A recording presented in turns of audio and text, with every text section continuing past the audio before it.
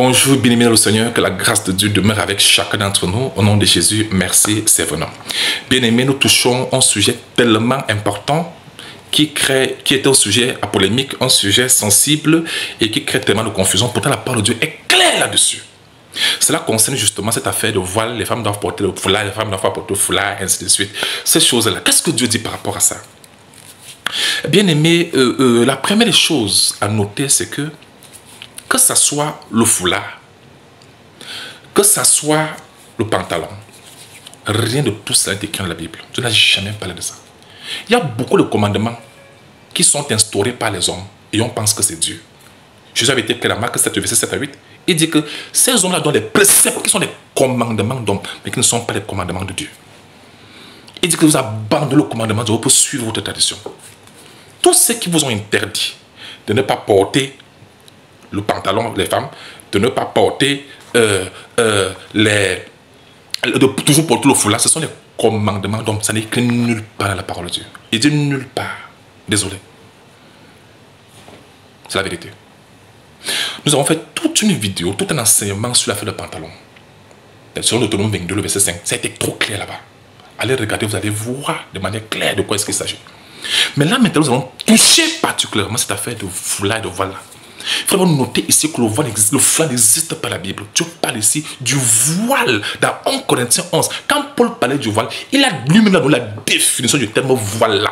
Il ne parlait pas des voiles artificiels qu'on appelle les foulards qu'on fabrique dans les industries, dans les merceries. C'est qu'on achète au marché là. Ce n'est pas de ça qu'il parlait. Rien à voir. Pourquoi? Parce que Jésus m'a dit que les adorateurs que le Père demande sur l'adorateur, c'est qui adore Dieu en esprit, la vérité. Dans Jean 3, verset 23, Jean 4, 23, 24 dit Dieu est esprit. Il faut que c'est qu'il adore en esprit et en vérité. Ça veut dire que notre communion avec Dieu, c'est spirituel dans le cœur. Rien à voir avec ce qu'on met sur notre corps. Est-ce que c'est clair? Ce n'est pas ce qu'on met sur tout, mais ce qu'on met sur notre qui influence notre relation avec Dieu. Ça n'a rien à voir. Là-bas, c'est spirituel. Qui influence même le physique. Amen. Et non le contraire. Donc, ce qu'il faut noter ici, c'est que quand nous lisons 1 Corinthiens chapitre 11, quand vous allez lire du verset 1 au verset 15, vous allez voir au verset 4 où Dieu dit « Tout homme qui prie ou qui prophétise la tête couverte déshonore son chef. Toute femme au contraire qui prie ou qui prophétise la tête non voilée déshonore son chef. » C'est comme si elle était rasée. Voyez-vous? Ici, il faut noter une chose, c'est que les gens dit, vous avez vu, Dieu a dit que quand il faut prier, il faut d'abord voiler les yeux, il faut d'abord voiler la tête. On n'a pas dit de voiler les cheveux, on a dit de voiler la tête, pas les cheveux. C'est pas la même chose. Écoutez ceci. Si ce voile signifiait les choses qu'on met sur la tête là, ça veut dire que les hommes de Dieu qui ont prié Dieu, en présence de Dieu, Dieu les a exaucés avec la tête couverte, ils déshonoraient Dieu. Vous savez ce que vous voulez dire? Exemple, Élie, 1 Roi 19, le verset 13. Il était en présence de Dieu, il communiait, il causait avec Dieu, mais sa tête était couverte. Vous voulez me dire qu'il était dans le péché? Non! C'est pas ça! Amen? Ce n'est pas ça.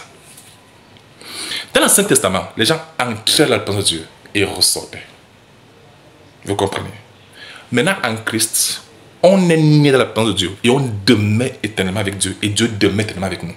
Il a dit, voici, je suis avec vous tous les jours jusqu'à la fin du monde. Christ vit à nous. Il n'est pas question qu'on entre et qu'on ressort. Est-ce que c'est clair? Cette façon de voir les choses, c'est la religion qui a inventé ça. C'est écrit nulle part dans la nouvelle alliance.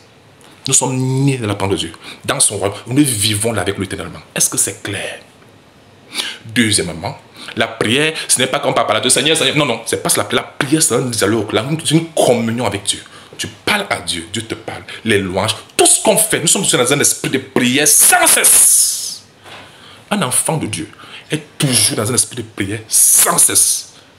Qu'il mette ses journaux sur ou pas, il est dans un esprit de prière. Même son cœur parle à Dieu, communique avec Dieu.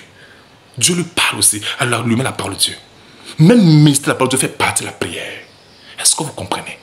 Même comme nous partageons, ça fait toujours partie de la prière. Est-ce que c'est clair? Et c'est sans cesse. Donc il n'est pas question quel moment il faut porter les foulards, il faut enlever le foulard. Non, non, un enfant de Dieu vit de la parole de Dieu et toujours dans l'esprit de prière. Ça veut dire que si on parle de voile, si le voile a signifié dans ce qu'on met sur la tête, ça veut dire que la femme doit donc demeurer avec ça. Même au lavabo, elle doit toujours porter certainement. Mais c'est faux. Ce n'est pas vrai. Quand Paul pardonne de voile dans le Nouveau Testament, il pardonne de quoi? C'est ça la question.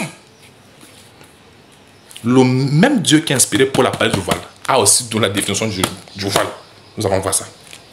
Amen. Suivez mon regard. Le voile n'a rien à voir avec ce qui est artificiel.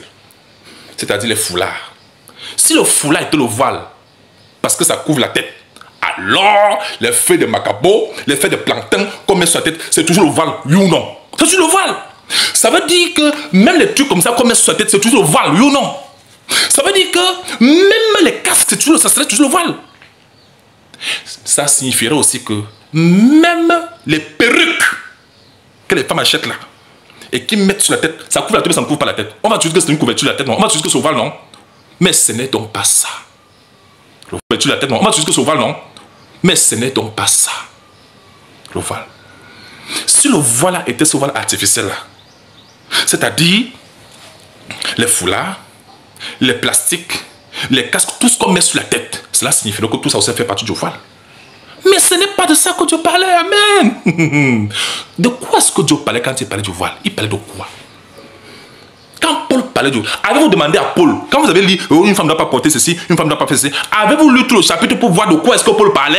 Ne lisez pas la Bible d'un côté, laissez l'autre côté. Non, c'est ça le problème. Vous risquez d'arriver à des conclusions qui n'ont rien à voir avec les conclusions de Dieu. Il faut lire les choses dans son contexte et bien comprendre de quoi est-ce qu'on parlait.